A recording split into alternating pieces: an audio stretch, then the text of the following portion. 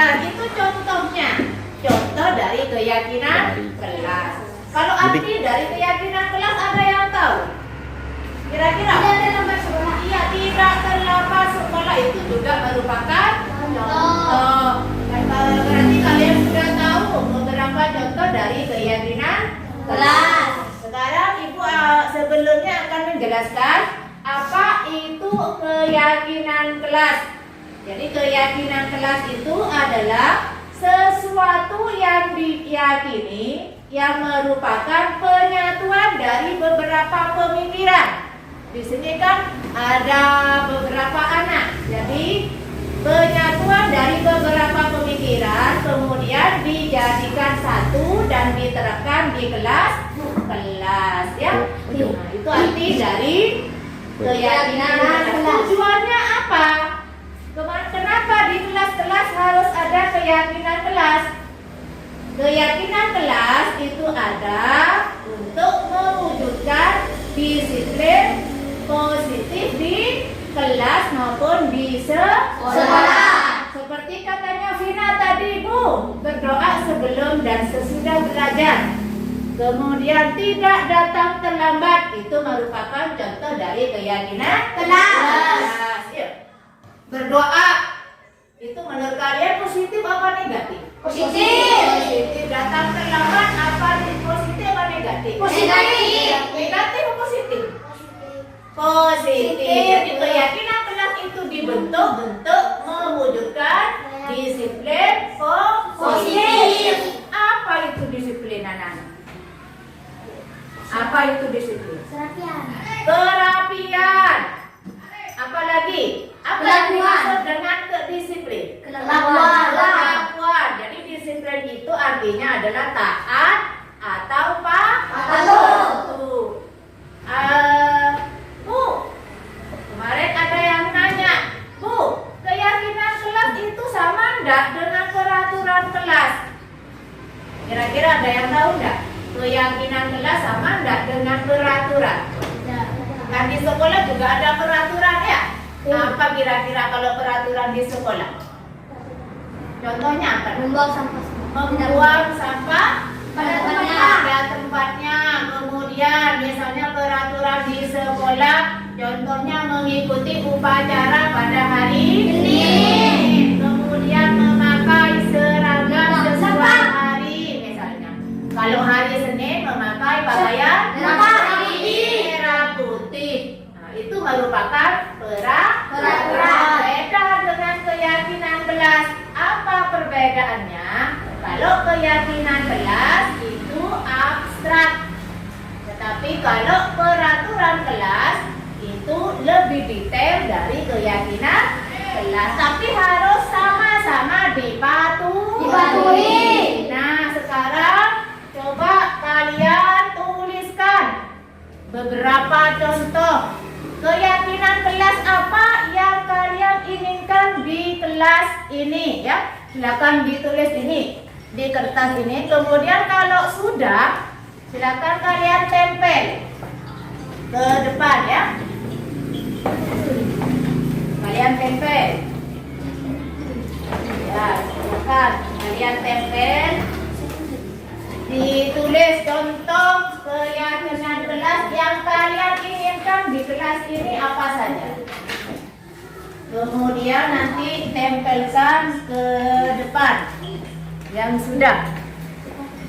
Silakan ditulis.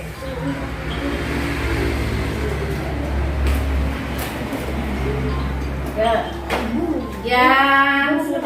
Yang sudah silakan ditempel.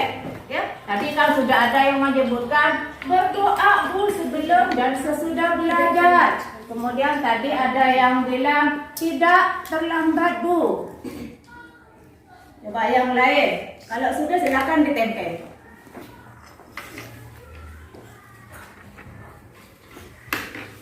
Silakan, ayo yang sudah silakan ditempel. Yuk. Siapa yang sudah? Silakan ditempel. Ditempel di sebelah sini, yang atas. Iya. Satu-satu. Yang sudah silakan duduk. Satu-satu, yuk.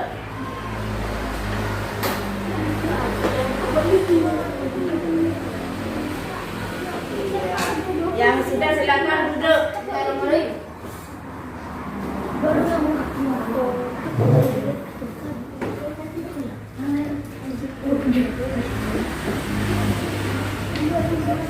Ya, sudah?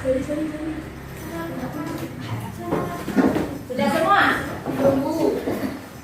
Baik, ini sudah ada beberapa anak yang sudah menuliskan beberapa keyakinan kelas yang diinginkan di kelas ini. Sekarang coba ibu minta bantuan Rizky. Maju ke depan untuk membacakan salah satu keyakinan kelas temannya. Ayo, silakan dibaca satu saja. Tertib dalam belajar. Bagaimana? Apakah kalian sepakat? Kalau di kelas ini keyakinan kelasnya harus tertib dalam belajar. Sepakat? Sepakat. Berarti apa itu tertib dalam belajar? Contohnya apa? Mendengarkan guru. Iya, bisa mendengarkan guru. Kemudian mengerjakan PR itu merupakan contoh dari tertib dalam belajar. Dulu Rizky, terima kasih. Jadi kalau kalian sepakat tertib dalam belajar, maka kalian harus patuhi. Ya, kalian harus patuhi. Tidak boleh mengganggu teman. Kemudian Anis, silakan Anis. Cari lagi nih yang lain selain ini nih. Apa lagi?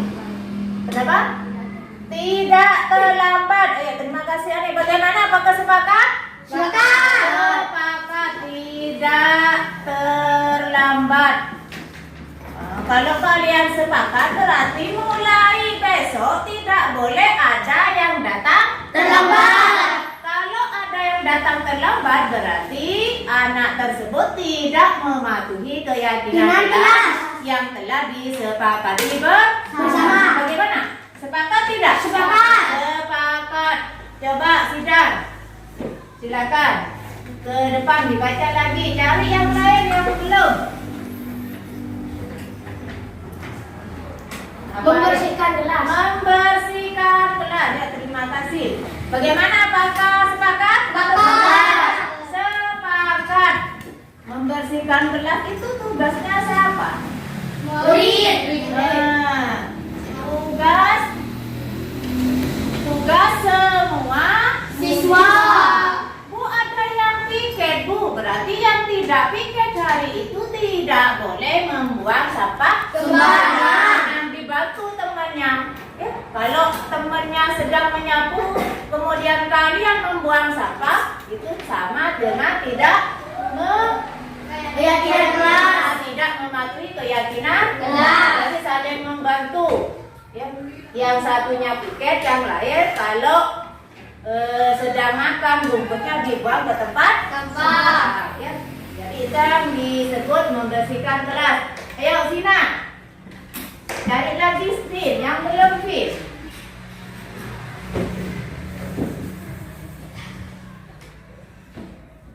Apalagi mendengarkan guru. Ada yang sama dengan salah satu yang sudah ditulis Ibu?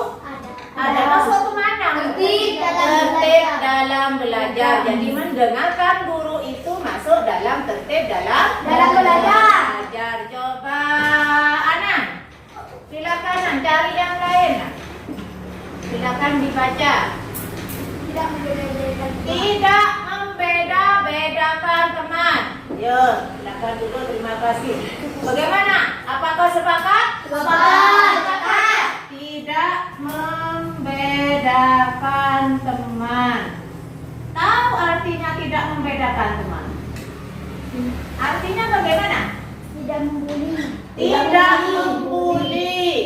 Ya, kemudian tidak membedakan teman. Contohnya katanya Amir tidak membuli. Kemudian contohnya lagi, misalkan yang pandai, saya tidak mau bergaul dengan yang bodoh misalkan, itu tidak boleh, ya.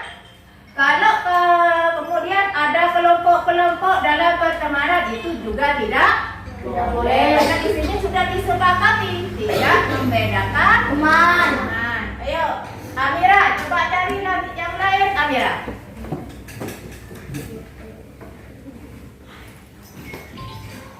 Yo, yang mana lagi? Ada lagi yang tidak sama?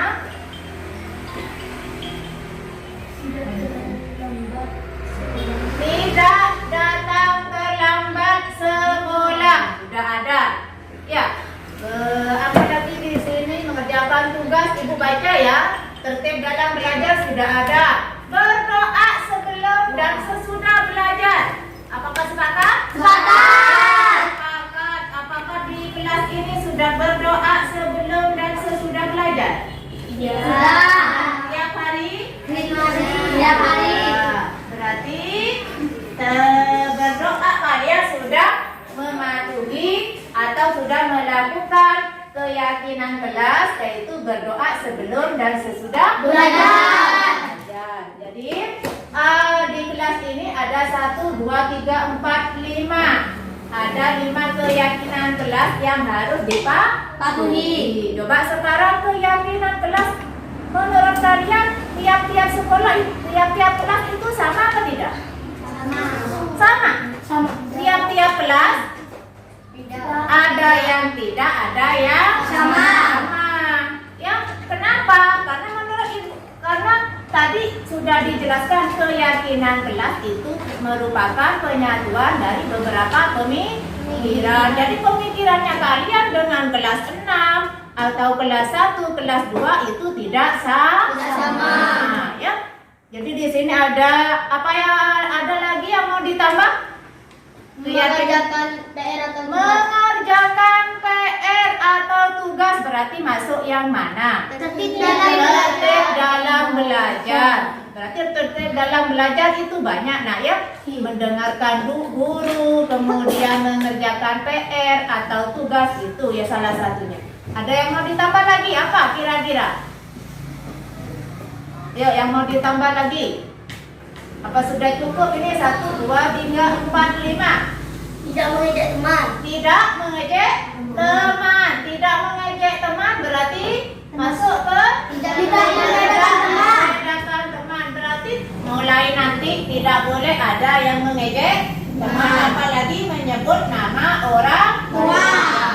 Kenapa? Akibatnya kalian akan sakit hati, kemudian pada akhirnya bertengkar. Ya, ada yang mau ditambahkan di bawah? Tidak ada. Coba Amir, coba bantu ibu untuk membacakan hasil kesepakatan yang sudah kita sepakati bersama. Yang pertama, Tertib dalam belajar. tertib dalam belajar, sepakat ya? Sepakat. Nomor 2, Tidak terlambat. tidak terlambat, sepakat ya? Sepakat. Mulai nanti pada saat bel masuk, maka tidak boleh ada yang terlambat. Atau besok pagi masuknya jam berapa? Ya, berarti sebelum jam 7 sudah sampai di Sekolah. Nomor 3, Amir, Membersihkan. membersihkan kelas. Berarti yang piket besok harus datang terlebih dahulu dari yang lain. Dan yang lain tidak boleh membuang sampah sembarangan. Nomor selanjutnya, Amir, Tidak membedakan teman. tidak membedakan teman. Mulai nanti tidak boleh ada yang mengejek, tidak boleh ada yang menyebut nama-nama orang tua, tidak boleh membuli, atau tidak boleh menyebutkan fisik. Misalnya, kamu kecil, misalnya, ya. Kemudian selanjutnya, berdoa sebelum dan sesudah belajar. Tadi sudah berdoa? Sudah bagus. Berarti nanti kalau mau pulang berdoa kembali ya. Jadi di kelas ini sudah disepakati ada 1, 2, 3, 4, 5 keyakinan kelas. Silakan duduk, Amir. Berarti sudah paham ya? Sudah paham tentang keyakinan kelas. Apa keyakinan keyakinan kelas tadi? Sesuatu yang diyakini yang berasal dari pemikiran, dari beberapa pemikiran kemudian dijadikan satu, kemudian diterapkan di kelas. Nah, tujuannya apa? Tujuannya apa tadi katanya Ibu? supaya memberikan Kenapa ada keyakinan kelas? Iya, bagus, supaya melatih kita menjadi lebih disiplin. Disiplin, bisa disiplin waktu. Misalnya disiplin waktu itu tidak datang terlambat, atau disiplin dalam tugas kalau ada PR dikerjakan. Ya. Kemudian kalau ada, jangan ada ulangan saja, ada tugas saja kalian belajar, tiap hari harus belajar ya. Berarti sudah ditentukan ya, ada 1, 2, 3, 4, 5 keyakinan kelas di kelas 5. Apa ada yang mau ditanyakan? Sudah mengerti? Dari 5 kesepakatan yang telah kita buat ini kalian harus patuhi ya. Baik, Ibu akhiri keyakinan kelas karena sudah ada kesepakatannya. Ibu akhiri, wassalamualaikum warahmatullahi wabarakatuh. Waalaikumsalam warahmatullahi wabarakatuh. Hati negeri ini memanggil. Assalamualaikum warahmatullahi wabarakatuh. Wabarakatuh. Yang terhormat Bapak Kepala Sekolah SDN Tanjung 1, yang terhormat Bapak Ibu Guru di SDN Tanjung 1. Bismillahirrahmanirrahim. Marilah kita panjatkan puja dan puji syukur kehadiran Allah Subhanahu wa Ta'ala yang telah melimpahkan rahmat dan nikmat sehat kepada kita semua sehingga pada hari ini bisa mengikuti seminar ini dalam rangka menyelesaikan tugas saya di Guru Penggerak. Sebelumnya saya mengucapkan banyak terima kasih kepada Bapak Kepala Sekolah yang telah memberikan kesempatan kepada saya. Kemudian saya juga berterima kasih kepada Bapak dan Ibu Guru yang telah sudi dan ikhlas meluangkan waktu untuk mengikuti seminar ini. Sebelumnya saya perkenalkan terlebih dahulu, saya Hasmia, calon guru penggerak angkatan 7 Kabupaten Pamekasan. Hari ini topik yang akan saya sampaikan adalah mengenai budaya positif. Sebelum saya menjelaskan apa itu budaya positif, saya ingin bertanya kepada Bapak Ibu, mungkin ada yang tahu tujuan pendidikan menurut Bapak Ibu itu apa? Ya, mungkin ada yang tahu tujuan pendidikan itu apa Bapak Ibu? Menambah ilmu pengetahuan. Ya, menambah ilmu pengetahuan Bapak. Mungkin ada yang lain? Dari tidak tahu menjadi tahu. Ya, tujuan pendidikan dari tidak tahu menjadi tahu ya. Ya. Tujuan saya jelaskan. Tujuan pendidikan menurut Ki Hajar Dewantara adalah menuntun segala kekuatan kodrat yang ada pada anak, baik sebagai manusia maupun sebagai masyarakat, agar anak didik kita mencapai keselamatan dan kebahagiaan yang setinggi-tingginya. Itu tujuan pendidikan menurut Ki Hajar Dewantara. Apa sih menuntun itu? Mengarahkan. Iya, menuntun itu mengarahkan ya. Di sini saya jelaskan lagi, menuntun itu maksudnya adalah anak diberi kebebasan. Diberi kebebasan. Nah, kita sebagai pendidik bertindak sebagai pamong. Pamong di sini artinya adalah memberikan tuntunan dan arahan agar anak tidak kehilangan arah. Menurut Ki Hajar Dewantara, pendidik itu diibaratkan sebagai petani, Bapak Ibu. Kemudian peserta didik itu diibaratkan bibit unggul. Jadi kalau petani ingin mendapatkan hasil yang banyak, yang melimpah dan berkualitas, maka petani harus memberi pupuk misalnya ya, kemudian menyiram. Begitu juga dengan kita sebagai pendidik. Untuk mendapatkan peserta didik, maka pendidik harus memberikan yang terbaik kepada peserta didik. Bagaimana cara agar kita bisa memberikan yang terbaik bagi anak didik kita? Itu berkaitan dengan nilai dan peran kita sebagai guru. Yang pertama, nilai guru di sini adalah yang pertama mandiri. Bagaimana kita bisa memberikan kebebasan kepada anak agar anak tersebut bisa melakukan apapun yang dikehendaki sesuai dengan apa yang diinginkan.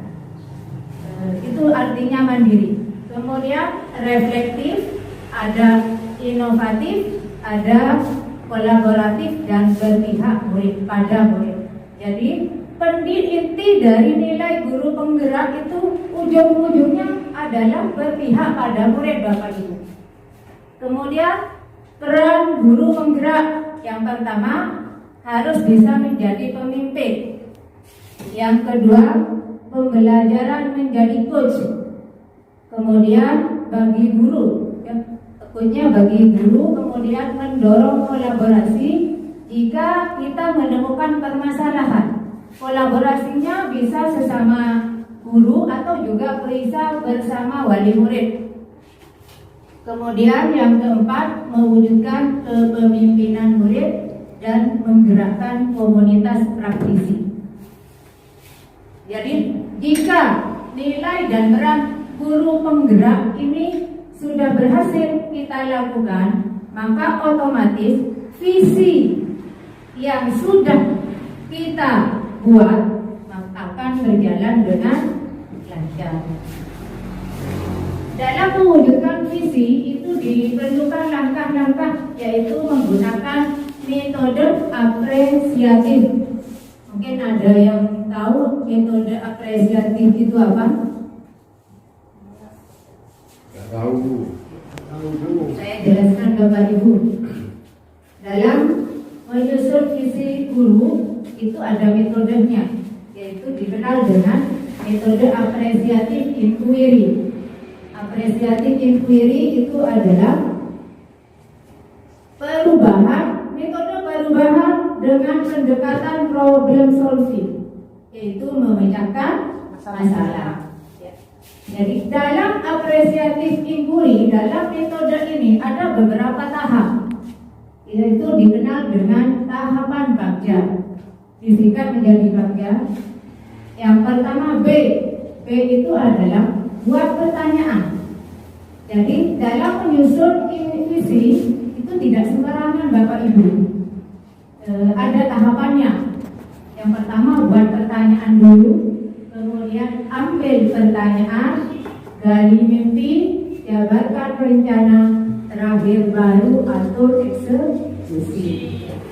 Nah, selanjutnya, kalau visi sudah ada, sudah dilaksanakan, otomatis budaya positif di sekolah akan terlaksana juga. Budaya itu apa sih Bapak Ibu? Kebiasaan, benar Bapak. Kemudian kalau positif itu apa? Hal yang baik. Hal yang baik. Berarti budaya positif itu adalah kebiasaan dalam hal positif baik. ya dalam hal yang baik. Budaya positif ini akan menimbulkan rasa yang aman dan nyaman pada murid dalam proses pembelajaran di sekolah. Budaya positif juga dapat mendorong murid untuk berpikir, bertindak, dan mencipta sebagai proses memerdekakan dirinya sehingga murid menjadi pribadi yang mandiri dan bertanggung jawab. Mungkin itu yang diharapkan kita sebagai pendidik. Kita mengharapkan peserta didik atau murid menjadi pribadi yang mandiri dan bertanggung jawab pada akhirnya. Dari budaya positif ini ada konsep-konsepnya Bapak Ibu. Yang pertama konsepnya adalah disiplin positif. Disiplin positif ini di sini adalah belajar kontrol diri dengan menggali potensi agar tercapai tujuan mulia. Mungkin ada yang bisa mengartikan disiplin itu apa sih? Ya, tepat waktu ya Bapak Ibu. Apa lagi? Mengerjakan tugas tepat waktu, tidak tepat waktu ya mungkin ya. Kalau pengertian kita, mungkin disiplin itu diibaratkan sebagai tepat waktu. Tapi di sini disiplin positif itu adalah belajar kontrol diri dengan menggali potensi agar tercapai tujuan mulia. Itu arti dari disiplin positif. Kemudian disiplin ada ini Pak Ibu ya. Disiplin itu berasal dari diri sendiri yang disebabkan karena rasa tanggung jawab yang muncul dari dalam diri untuk melaksanakan tindakan sesuai hati nurani tanpa paksaan atau karena ingin dihargai oleh siapapun. Jadi bukan cuma tepat waktu saja. Kemudian disiplin karena merupakan sesuatu hal yang diyakini kebenarannya yang menjadikan seseorang bangga dan penghargaan untuk diri kita karena telah dilakukan. Jadi banyak hal yang disebut disiplin positif itu banyak hal, bukan hanya datang tepat waktu Bapak Ibu ya. Kemudian nih Bapak, ya, ada teori kontrol. Ini tugas kita Bapak Ibu sebagai pendidik. Yang pertama, ada 5 posisi kontrol yang harus dilakukan oleh seorang pendidik. Yang pertama yaitu penghukum. Anak kita kan pasti melakukan kesalahan Bapak Ibu ya di sekolah. Jadi bagaimana kita mengatasi permasalahan kesalahan yang dilakukan oleh peserta didik? Nah, ini ada 5 teori kontrol. Yang pertama itu penghukum. Penghukum dan membuat orang merasa bersalah. Ini eksternal Bapak Ibu ya. Kalau misalnya kita menjumpai anak kita bersalah, itu untuk sekarang pada kurikulum PBK itu tidak dianjurkan Bapak Ibu untuk langsung menghukum atau melakukan membuat orang merasa bersalah. Itu eksternal. Kemudian yang kedua, kita bisa menjadi teman atau pemantau bagi siswa atau peserta didik yang telah melakukan kesalahan. Terakhir, the manager. Dari kelima posisi kontrol guru ini, yang paling baik, yang terbaik, yang harus dilakukan pendidik adalah manajer. Ya, manajer di sini mungkin ada yang tahu manajer itu tugasnya apa Bapak Ibu? Mengelola. Ya, mengelola ya, mengelola tanpa memberikan hukuman. Ya. Kemarin saya sudah melakukan suatu penyelidikan sebagai tugas saya di demonstrasi kontekstual, yaitu melakukan supervisi anak yang melakukan kesalahan. Misalnya seperti kemarin ada anak yang terlambat. Biasanya kita kalau terlambat ada guru yang langsung menghukum ya Bapak Ibu ya. Nah, di sini itu tidak diperbolehkan Bapak Ibu. tidak diperbolehkan melakukan langsung ke penghubung, misalnya disuruh mengelilingi lapangan atau kita jemur dengan satu kaki misalnya, itu jenis hukuman, itu tidak boleh untuk sekarang. Kemudian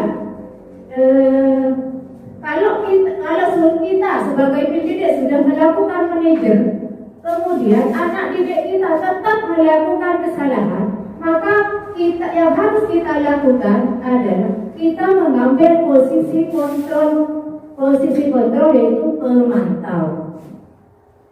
Jangan langsung ke penghubung Bapak Ibu. Mungkin coba kita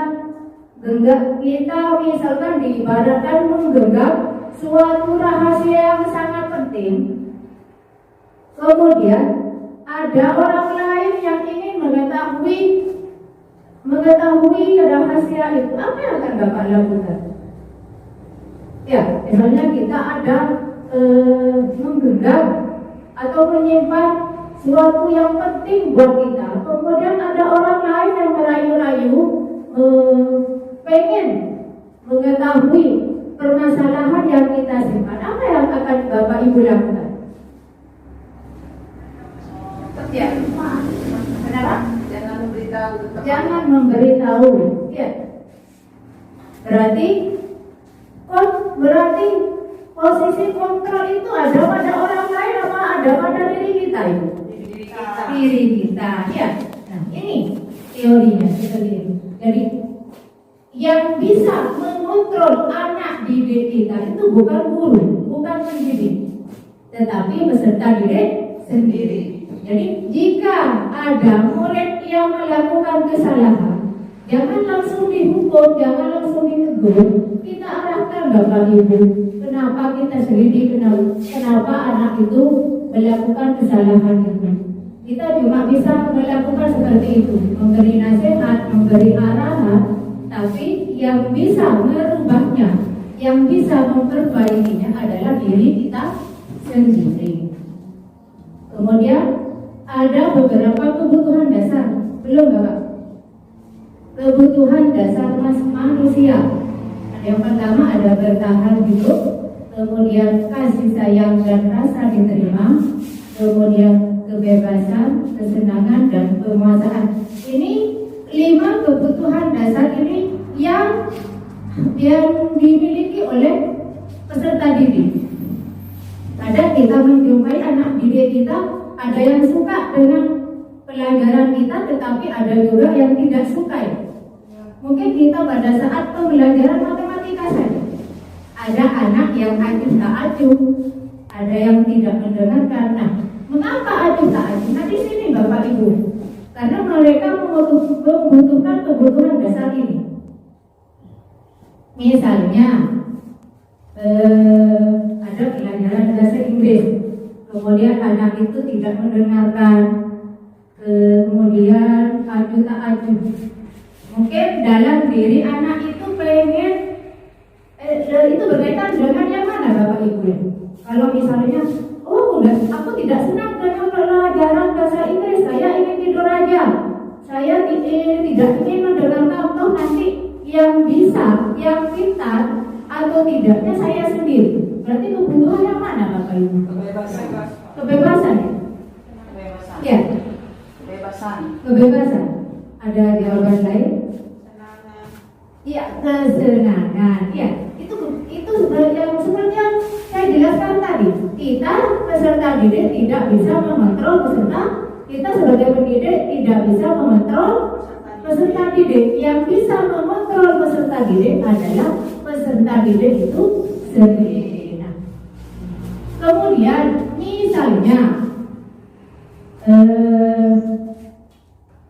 misalnya seperti ini, saya suka pelajaran matematika. Saya ingin kalau ada pelajaran matematika, saya ingin unjuk saja, saya ingin maju ke depan saja. Nah, itu berkaitan dengan kebutuhan dasar apa Bapak Ibu? Ya, penguasaan Bapak Ibu ya. Sampai di sini ada yang mau ditanyakan tentang kebutuhan dasar manusia. Ini kebutuhan dasar. Ini ada yang mau ditanyakan tentang kebutuhan dasar manusia. Ini kebutuhan dasar manusia ini yang dimiliki oleh peserta didik. Ini Bapak. Ya, selanjutnya Bapak. Iya, ada teori motivasi, hukuman, dan penghargaan. Seperti yang saya tadi katakan bahwa dari 5 teori kontrol itu kan tadi ada hukuman ya, ada penghukum ya. Dan dalam kurikulum Merdeka sekarang itu tidak diperbolehkan langsung ke penghukum. Yang kita lakukan terlebih dahulu tadi manajer, baru ke pemantau, teman, pemerasa bersalah, kemudian terakhir baru ke penghukum. Penghukum itu kalau sudah keterlaluan Bapak Ibu, kalau sudah tidak bisa dibina, itu nanti terakhir. Ya. Teori motivasi, hukuman, dan penghargaan. Teori motivasi ini di sini adalah untuk menghindari ketidaknyamanan atau hukuman, untuk mendapatkan imbalan dan penghargaan dari orang lain, untuk menjadi orang yang mereka inginkan, dan untuk menghargai diri sendiri dengan nilai-nilai kebajikan yang kita percayai. Hukuman dan penghargaan untuk saat ini, mungkin kemarin pada tahun berapa itu saya mengikuti seminar, bisa dikatakan seminar, yaitu USED Bapak Ibu. Dan di situ dijelaskan bahwa hukuman, punishment atau reward itu diperlukan. Tetapi untuk saat ini punishment atau hukuman dan reward itu tidak digunakan. Kalau dulu motivasinya adanya hukuman atau adanya sanksi dan penghargaan itu untuk mungkin kalau pendidik memberikan hukuman itu untuk agar memberikan efek jerah Bapak Ibu ya. Kalau kita memberikan penghargaan, mungkin kita bertujuan agar anak itu lebih meningkatkan belajarnya. Tetapi untuk saat ini, untuk di kurikulum Merdeka itu pemberian hukuman dan penghargaan itu bukan tidak dibolehkan, tetapi belum dianjurkan Bapak Ibu. Oke, Bapak. Keyakinan kelas. Keyakinan kelas ini diperlukan Bapak Ibu. Keyakinan kelas ini merupakan sebuah ketetapan atau aturan kelas yang telah disepakati dan telah dijelaskan bersama di sini antara pendidik dan peserta didik. Apa dampak yang akan diterima jika kesepakatan tersebut dilanggar? Pembentukan dari peraturan-peraturan yang telah ditetapkan merupakan proses untuk menciptakan disiplin positif dari siswa, sehingga siswa dengan kesadaran penuh akan melaksanakan ketentuan tersebut dengan penuh tanggung jawab. Apa Bapak Ibu sudah melakukan keyakinan kelas Bapak Ibu? Pasti. Sudah. Ya. Ya. Kapan kira-kira kita melakukan keyakinan kelas? Tiap hari. Tiap hari? Ya. Ya. Ya. Iya, dari awal nih Bapak Ibu. Bukan tiap hari, tapi di awal. Di awal masuk kita sudah melakukan keyakinan kelas. Kalau itu keyakinan kelas, itu kalau sudah dilaksanakan. Tapi kalau sama dengan kesepakatan kelas Bapak Ibu. Tapi perbedaannya apa antara kesepakatan kelas dan keyakinan kelas? Kalau kesepakatan itu pada saat kita bersama-sama dengan pendidik berdiskusi apa sih yang mau kita inginkan dari kelas kita selanjutnya, itu dikatakan kesepakatan kelas Bapak. Tapi kalau sudah menemukan yang sudah disepakati dan mau dijalankan, itu baru disebut keyakinan kelas. Nah, seperti di kelas 6 ini. Di kelas 6 ini ada Bapak Ibu. Di belakang saya lihat kesepakatan di kelas 6. Good job untuk kelas 6 Bapak Ibu. Tepuk tangan untuk kelas 6. Beda dengan problem. Iya. Ini Bapak. Iya. Segitiga restitusi. Ini berhubungan dengan tadi 5 teori kontrol, kemudian ada kebutuhan dasar manusia. Apa sih segitiga restitusi ini? Segitiga restitusi ini adalah penyelesaian masalah jika kita menjumpai beberapa kesalahan yang dilakukan oleh peserta didik. Seperti yang tadi saya jelaskan, misalkan ada yang terlambat. Kalau kita melakukan restitusi, itu tidak boleh dihukum, tidak boleh diapa-apakan Bapak Ibu. Langsung misalkan terlambat, Assalamualaikum Bapak atau Ibu, maaf saya terlambat. Itu kita persilahkan duduk saja. Oke? Kita biarkan, jangan dimarahi, jangan dihukum, jangan ditaruh di luar kelas Bapak Ibu ya. Karena penghukum itu untuk saat ini tidak dianjurkan. Ekstranya bukan tidak dianjurkan, apa ya? Nanti Ibu paling terakhir. Kemudian ya nanti Ibu nanti saya ada sesi tanya jawab Bapak. Segitiga restitusi, bagaimana cara melakukan segitiga restitusi? Yang pertama, menstabilkan identitas. Nah, kemarin saya melakukan pada tugas demonstrasi kontekstual, saya mendapatkan tugas dari LMS untuk melakukan segitiga restitusi. Nah, kesalahan atau skenario yang saya lakukan adalah anak melakukan keterlambatan. Nah, yang saya lakukan pertama adalah saya persilakan anak itu untuk duduk, ya, untuk tetap mengikuti seperti yang lain. Kemudian nanti pada waktu istirahat saya panggil anak itu, Bapak Ibu. Yang pertama langkahnya menstabilkan identitas. Contohnya seperti ini. Kita menanyakan kenapa sih terlambat? Kenapa sampai datang terlambat? Kemarin itu jawabannya menonton bola Bapak, menonton bola Ibu katanya.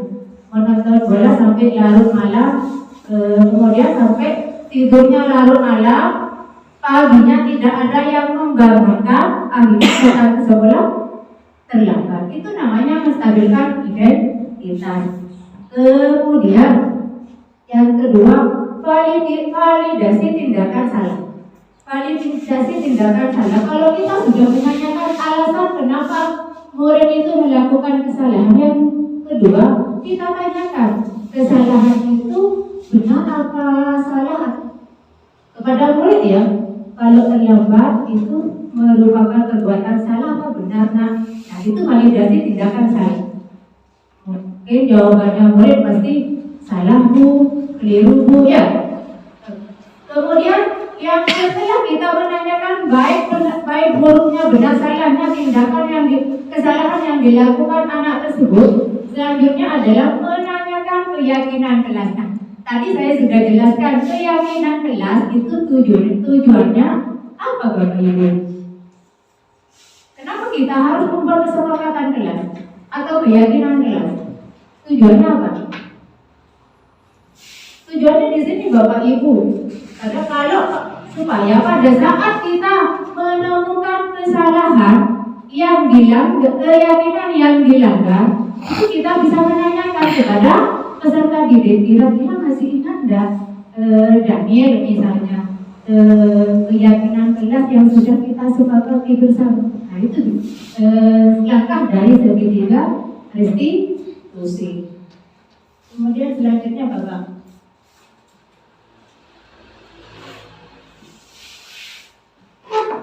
bahan apa yang terjadi? Sudah ini mungkin ada yang ditanyakan Bapak Ibu ya dari awal tadi, dari filosofi Ki Hajar Dewantara sampai terakhir mengenai langkah segitiga restitusi. Iya Bapak Rasa. Apa perbedaan hukuman dan konsekuensi? Kenapa Pak? Apa perbedaan hukuman dan konsekuensi? Apa perbedaan hukuman dan konsekuensi? Ya, terima kasih Bapak. Baik, saya jawab Bapak ya. Mungkin dari yang lain ada yang bisa bantu. Apa perbedaan dari hukuman dan konsekuensi?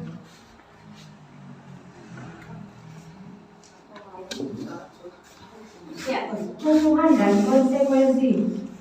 Hampir mirip di Bapak Ibu ya? Iya. Iya, iya. Nah, saya jelaskan, hukuman di sini bersifat negatif, Bapak. Kalau kita memberikan hukuman, nanti akibatnya anak merasa terdoktrin atau di pikirannya pasti seperti ini, Bapak. Oh, saya tidak mau melakukan kesalahan ini, takutnya sama Bapak dihukum, disuruh lari mengelilingi lapangan. Pasti di otaknya seperti itu, Bapak. Atau kalau saya tidak mengerjakan tugas, saya pasti disuruh berdiri di lapangan. Itu hukuman, Bapak ya, bersifat negatif. Tapi kalau konsekuensi itu adalah akibat, Bapak. Nah, contohnya misalnya anak tersebut menumpahkan air ke meja misalnya. Bapak ini ada atau ibu ini Amira menumpahkan air. Nah, apakah kita akan memberikan hukuman atau konsekuensi, Bapak? Iya, konsekuensi. Apa konsekuensinya? Iya, dibersihkan. Itu konsekuensi, Bapak, bukan hukuman.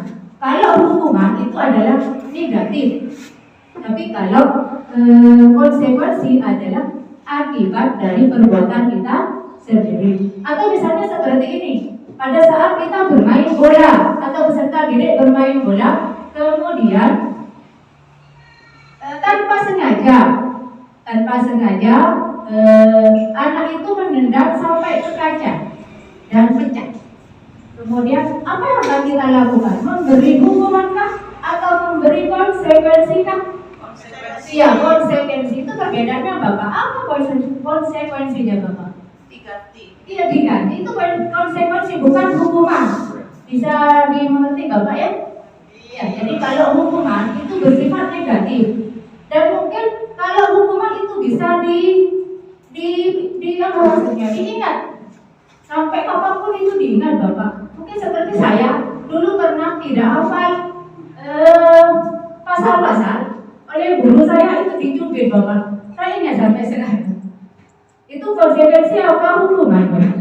Iya, hukuman. Oke, nanti efeknya seperti itu. Kalau hukuman itu hal negatif dan bisa diingat sampai kapanpun. Tapi kalau konsekuensi itu adalah akibat dari perbuatan kita. Mungkin ada pertanyaan yang lain, Bapak. Ini sudah dimengerti, Bapak ya? Para satu sudah bisa membedakan antara hukuman dan konsekuensi, Pak? Iya. Selanjutnya Ibu Rahmatun. Jika kita sudah melakukan restitusi, tapi anak itu tetap melakukan kesalahan, apakah tetap tidak boleh dihukum? Tetap tidak boleh dihukum. Gimana, Bapak? Ibu diulangi. Jika kita sudah melakukan restitusi, apakah anak yang melakukan kesalahan tetap tidak boleh diberi hukuman? Iya, terima kasih. Seperti yang tadi saya katakan, hukuman itu alternatif paling akhir. Ada cara terakhir kalau sudah kita melakukan manajer, melakukan pemantau, kemudian teman, kemudian sudah melakukan membuat orang bersalah. Tetap nanti pada akhirnya di endingnya nanti kembali ke hukuman. Bukan bagaimana caranya kalau misalnya kita sudah melakukan restitusi, sudah menstabilkan identitas seperti tadi, kemudian sudah melakukan validasi tindakan salah, kemudian yang terakhir sudah melakukan keyakinan kelas, apakah anak itu tetap tidak boleh dihukum? Tidak boleh. Bukan tidak boleh. Apa? Tadi kan kita sebagai pendidik jangan langsung menghukum manajer dulu. Ya, kalau manajer sudah tidak bisa, baru kita lakukan pemantau. Pemantau, manajer itu sudah paling baik. Nah, jadi kalau ini kita sebagai pendidik sudah melakukan manajer sudah tidak mampu atau anak itu tetap melakukan kesalahan, maka yang kedua, alternatif yang kedua bukan hukuman, tetapi kita peserta didik melakukan posisi kontrol yang terbaik, bukan yang terbaik ya, yang di bawahnya manajer, yaitu sebagai pemantau. Seperti itu, Bu. Kemudian mungkin ada pertanyaan lain. Iya, Ibu Ijan. Tadi waktu dijelaskan ada penjelasan tentang reward. Di situ dijelaskan bahwa kita tidak diperbolehkan untuk memberikan reward karena dapat menghilangkan motivasi siswa. Karena menurut saya malah ketika siswa mendapatkan reward, dia akan berusaha untuk berhasil juga seperti temannya itu. Mohon penjelasan untuk itu. Ya, terima kasih Ibu atas pertanyaannya, Ibu Ijan. Apakah reward atau penghargaan itu tidak boleh? Boleh, Bapak Ibu, ya boleh. Mungkin rewardnya atau penghargaan itu bukan dalam bentuk hadiah, tetapi apresiasi atau kebaikan. Tetapi untuk memberikan apresiasi itu ada tahap-tahapnya, Ibu. Untuk apa namanya? Kalau kita memberikan apresiasi di depan murid, mungkin ada peserta didik yang merasa iri, mungkin bagus, saya iri, saya pengen seperti itu, mungkin bagus kelihatannya, tapi untuk meminimalisir adanya rasa iri tersebut itu apresiasi yang pertama itu yang dilakukan adalah apresiasi khusus, pengakuan secara khusus. Misalnya si A perkaliannya lancar, hafal di bawah kepala Bapak Ibu. Apresiasi bukan memberi penghargaan atau reward seperti hadiah dalam bentuk buku, tidak, tetapi pujian. Ya, itu apresiasi namanya, bukan reward. Memang bagus untuk memberikan reward, itu memang bagus untuk peserta didik kita, tetapi lebih bagus lagi kalau kita pemberian apresiasi itu harus konsisten, Bapak Ibu. Bukan cuma pada saat itu kemudian di ke belakangnya, tidak. Jadi dalam pemberian apresiasi itu harus konsisten. Kemudian misalnya lagi anak ini mendapat juara 1, kita panggil aja ke kantor, kita kasih apresiasi. Nilai kamu bagus semua, tinggalkan ya belajarnya, mungkin bisa seperti itu. Intinya dalam memberikan apresiasi itu harus konsisten. Bukan tidak boleh Ibu Ija ya penghargaan, tapi itu bukan penghargaan namanya, bukan reward, tetapi apresiasi atau kebaikan. Iya, pujian atau pujian. Mungkin ada lagi? Ada lagi. Iya. Ya, terima kasih. Dalam penjelasan Ibu tadi menyinggung tentang keyakinan kelas. Nah, kita sebagai guru ini ingin mendidik anak atau menginginkan anak didik kita mempunyai keyakinan kelas. Nah, pertanyaan saya, dalam menerapkan keyakinan kelas pasti kita menemukan beberapa tantangan, yaitu seperti anak yang kurang berani dalam mengungkapkan ide atau harapannya di dalam kelas. Dan bagaimana Bu solusinya agar efektifnya agar anak ini menjadi berani? Terima kasih Bu. Ya, terima kasih. Tips agar anak berani ya mengungkapkan ide atau harapannya. Nah, mungkin guru kelas 6 karena sudah ada kesepakatan kelas di kelasnya, gimana Pak kemarin cara sampean melakukan kesepakatan kelas Bapak? Pertama ya kita diskusi dulu dengan murid apa yang menjadi harapan kita supaya pengelolaan pembelajaran itu menjadi maksimal, sehingga anak itu tidak merasa bosan, tidak merasa jenuh dan tidak merasa dirinya itu selalu ingin keluar terus. Jadi kita dibuat dulu ke kesepakatan kelasnya, kemudian keyakinan kelasnya sudah saya taruh di belakang itu sudah jelas. Akhirnya setiap awal saya sudah sepakati dibaca bersama-sama sehingga kita menjadi ingat. Saya seperti itu. Iya, terima kasih Bapak. Dalam melakukan kesepakatan kelas atau keyakinan kelas pasti guru yang sudah melakukan diskusi Bapak ya? Ya, pasti diskusi dengan siswa. Pasti menjumpai anak didik kita ada yang berani mengungkapkan ide, ada yang kurang berani Bapak. Oh ya pasti. Yang ditanyakan mungkin itu Bu Tati ya, bagaimana cara kita sebagai pendidik agar peserta didik kita itu merasa berani, semuanya berani. Karena menurut saya semua peserta hidup itu mempunyai hak yang sama, ya, haknya sama, haknya ingin diperhatikan, haknya ingin bersama-sama ingin belajar. Bagaimana cara menumbuhkan peserta didik agar tumbuh rasa berani dalam mengungkapkan ide atau harapannya. Paling tidak dalam diskusi. Dalam diskusi pasti ada yang menonjol, ada yang bisa berbicara, ada yang cuma diam saja. Mungkin caranya seperti ini. Kembali ke pendidik tadi. Setiap anak itu pasti memiliki karakter yang berbeda. Ada yang penakut, kemudian ada yang pemalu, kemudian ada yang berani. Nah, di sini sebagai pendidik adalah bagaimana kita harus memahami karakter dari setiap anak didik kita dan memberikan pengertian kepada mereka bahwa hak mereka sama, kesempatan mereka sama. Untuk mengungkapkan ide, jangan sampai kita terkesan nanti kalau tidak berbicara atau kalau tidak ada ide, Bapak hukum ya, Ibu hukum ya. Jangan terkesan seperti itu. Kalau terkesan seperti itu, karena nanti anak peserta didik kita semakin takut, semakin tidak berani.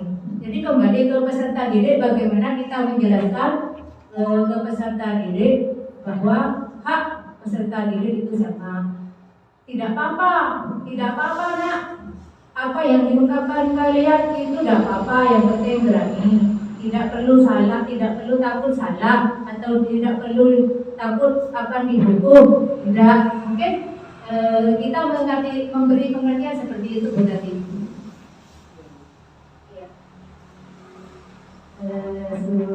Bisa dimengerti Bapak Ibu tentang budaya positif ya? Iya. Terima kasih atas kesempatannya yang telah diberikan kepada saya. Saya akhiri. Wassalamualaikum warahmatullahi wabarakatuh.